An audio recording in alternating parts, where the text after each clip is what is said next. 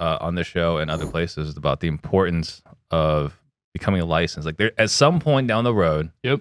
there's gonna be some sort of regulation, and we're all gonna have to be licensed. Yep.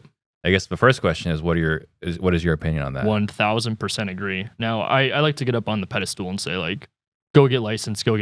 But at the end of the day, like, it's almost inevitable that you're going to need it. Mhm. So it's just tools on the tool belt. My strategy, the double dip, you can only do if you're licensed, representing yourself as the buyer, getting the commission and a wholesale fee. Well, I'm sorry, but if you're in this industry, it's like the whole blue Jeep analogy. You start just mentioning it, you're going to start seeing a bunch of blue Jeeps. Well, guess what? What's going to end up happening as you're in this industry working with realtors? They're going to find off-market opportunities, or even if it wasn't brought to you by realtors, brought to you by a friend, family, somebody, you can list their home. Mhm. You can go and you could represent people as a buyer and be an actual agent too. There's a lot of ways where you can get paid, or you could even get a referral fee being licensed by another agent. So I absolutely am all for it. So a question I have on that, just Yeah. kind of following up on that, is because I agree with you, right? I think it's happening. We're gonna have to become licensed at some point, one way or another. So the follow-up question is: have you found in your experience, maybe there's not a way to test this, is that being a licensed realtor gives you a leg up on doing MLS deals? Oh, yes. I have my license solely just for MLS access. So has there been like instances that you've heard that you could tell, like, hey, like that we instantly have more credibility? When you're referring to, like, I talked to another Talking party, to another agent, Okay. calling them on their listing that's been in the market for 90 days. and I'm an agent, is Yeah. that giving me leverage? Yeah.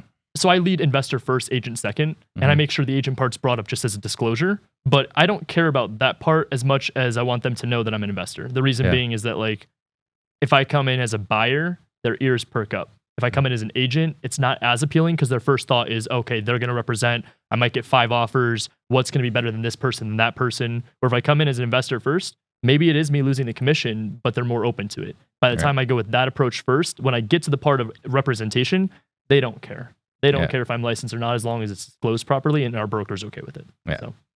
Interesting point. We're going to talk about the being broker being okay with it.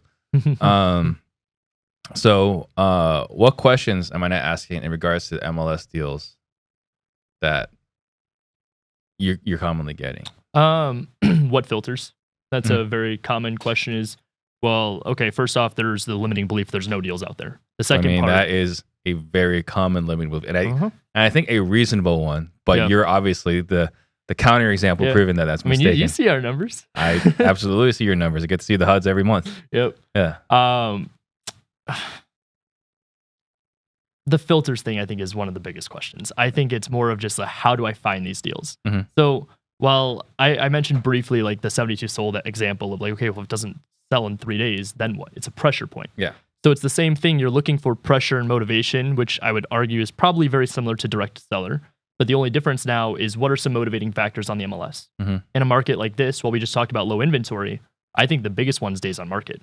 Yeah. If it's not selling, what's the situation? What is going on It's here? either agent didn't set expectations properly, or maybe a seller has just unrealistic expectations and thinks they're going to get the moon and the stars. Mhm. So one of those two situations, I could be the light at the end of the tunnel that comes in that says, here is a cash offer. Now, the big thing is that I'm not just blindly submitting these offers. The team's going in, we're calling the agents, we're building rapport, we're figuring out what the situation of the seller is and what motivating factors they need. So for example, maybe they don't want a 7 to 10 day close.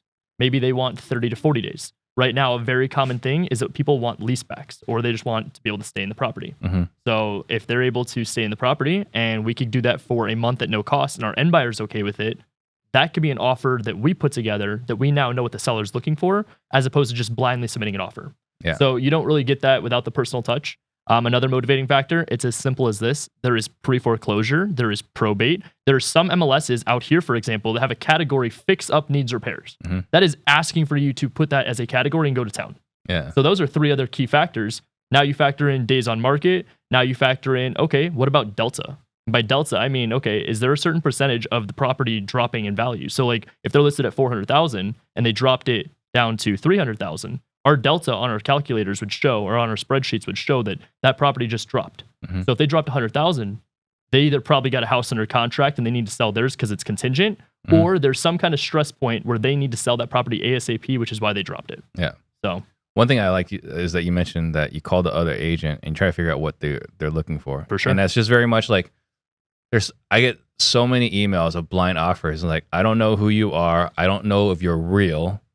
right? And so for you, you're intentionally calling the other realtor, finding out what's important to them, and then writing an offer that matches what's important to them. For sure.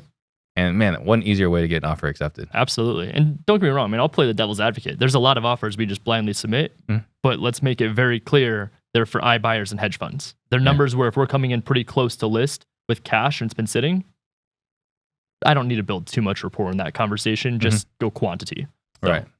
Okay. So you mentioned